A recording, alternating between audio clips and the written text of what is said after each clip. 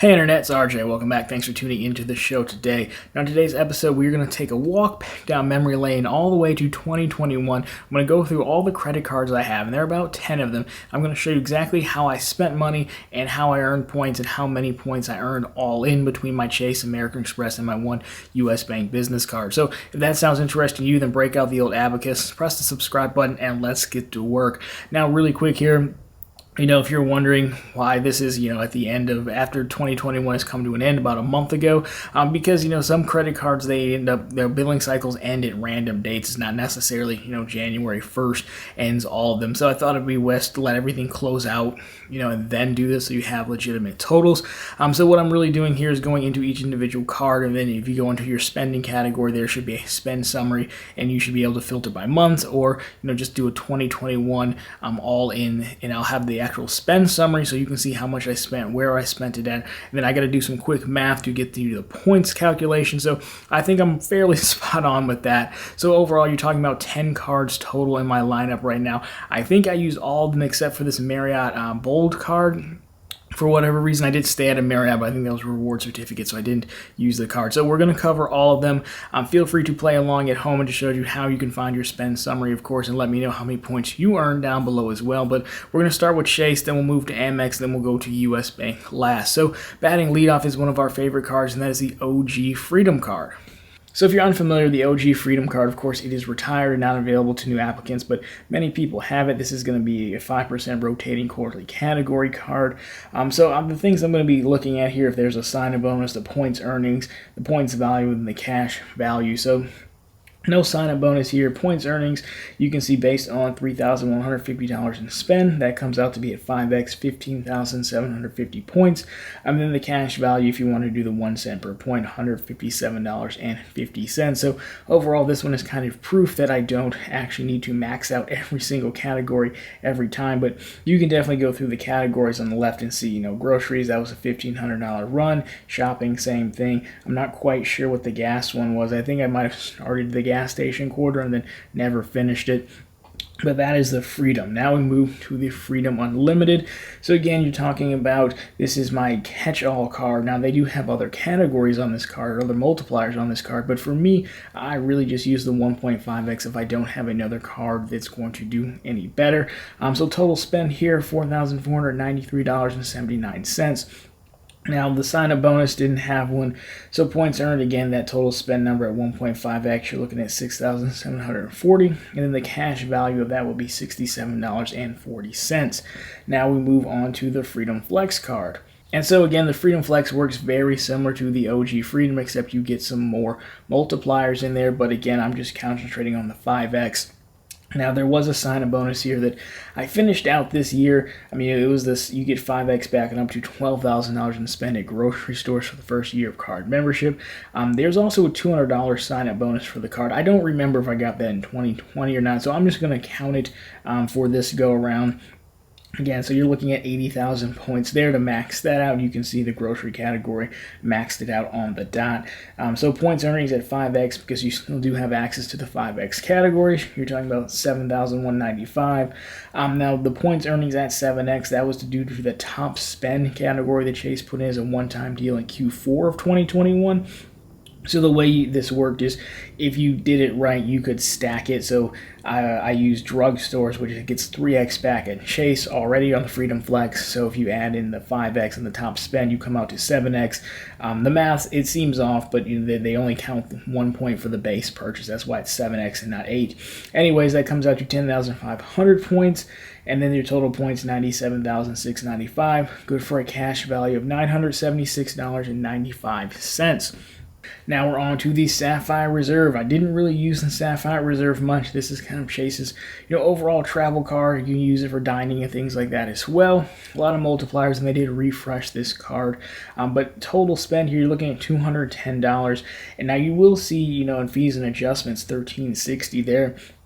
I believe part of that is the $300 travel credit. The other part is I ended up using Ultimate Reward points to pay the annual fee for this card through the pay yourself back function.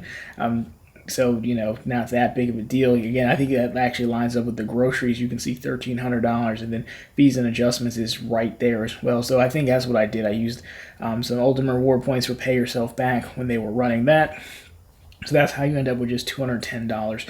So no sign-up bonus, points at 1x. For some reason, I used this at a gas station. I had $10 or 10 points basically. Points earnings at 3x, $597. So 608 points for a whopping value of $6. Now we move to the Ink Cash Card. So the Ink Cash Card was a new pickup for me in 2021. So you do have the sign-up bonus. There was 75,000 points or $750. We'll do both. So total spend here was $77,604.47. So most of this was done at the 1x category, so 7,340 points. The points earnings at 2x, that would be the gas stations portion of the Ink Cash Card. You're looking at 517 points. Add it all together, 82,863 points, or a cash value of $828.63. Now next we jump to the last chase card, and that is the Ink Unlimited. So another new pickup for me again. This is a classic 1.5x on all purchases. Now the total here on spend was $13,459.63. I will touch more at the end about this spend because it's not exactly what it seems, but for right now that's what we're going to go with. So sign-up bonus here, 75,000 points, the same thing as the Ink Cash. So everything's at 1.5x, so you're looking at 20,000 points basically. Add it all together, 95,000 points, or a cash value of $951.89. Now that wraps up Chase, so we have 3 Amex cards to look at next. So next up we have the Amex Gold card. So again, their spend tracker is a little bit different here, and what you do have to go through, remember, is take out the annual fees as well. But Amex Gold, I did get a retention offer of 10,000 points. Points earnings here at 4x is restaurants and grocery stores. So you're looking at 2,451 points, and then 1x, I think I got 31 points somehow. So a total of 12,482 points. I'm not going to do a cash value on the Amex cards because you would never cash out MR points because it's a 0.6 cents valuation, so it doesn't necessarily make sense to do that. So now we have the Amex Platinum card here, and then the same kind of deal here. Spend category looks the same. I did remove the annual fee there, but there was a retention offer for 20,000 points. Points earnings at 5x back, so basically just airlines and hotels booked directly, 6,376. And then points earnings there at 1x, 520. I think that was probably for like an Amex offer or something. So total points, 26,897.06. Again, no cash value for this. Now the Delta Platinum, there was a retention offer. They gave me $50 as a statement credit. I'm converting it to points just so it makes everything flow. So there was a retention offer there. Points earnings, 3x. You're going to get 1,156 points earnings at 2x, just 33.18. I really didn't use this card. I think I used it for one Delta flight when using the companion certificate, and the rest was, I think, the Amex offer for restaurants throughout the year. So total of Sky Miles this time, 6,189 Sky Miles just earned on the Delta Platinum here. I did earn some more through Delta, but we're just talking about credit cards here. And then the last one here, you can see the U.S. Bank card. I'm still working on the sign-up bonus for this, so to date, it's only paid out $29.13. It's just a cashback card. There's no points associated with it there. So there you go. That is all of my totals overall for 9 of my 10 cards. Now, pausing here because, again, I said, we'll address the spending later. So we'll talk about that now. Then I'll give you the grand totals.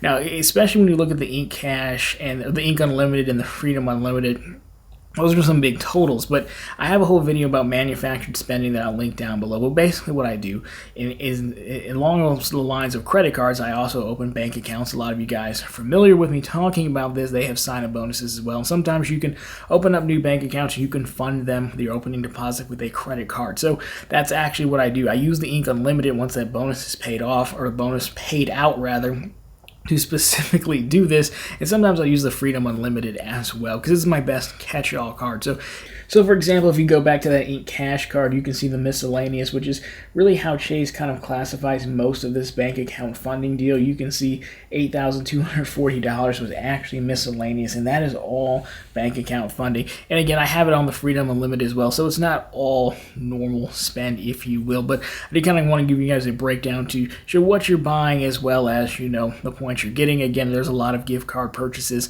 prepayments, and things like that in here as well. So overall, let's put it all together now. Take a look at the totals together to close this one out. So my 2021 points totals, if you're looking at Ultimate Rewards, 298,845.75 points. In dollars, that's $2,988.45. Amex MR points, 39,380. Again, no cash value because you wouldn't cash those out. Delta Sky Miles, 6,189.98 Sky Miles.